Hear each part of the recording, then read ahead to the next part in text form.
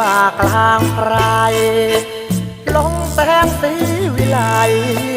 อยู่ที่ไหนบ้างโกหรือลืมวัวควายเคยไถนาบ้านนอกไอ้คุยนั้นไม่เคยหลอกไม่ลืมจอกลืมแน่จากดินเป็นดาวตะกาวไปอยู่บนฟ้าได้นุ่งผ้าห่มแพรเจ้าลืมหรือไรสมัยเธออยู่ใกล้แม่ตักเตือนเจ้าแท้อย่าไปหลงแอ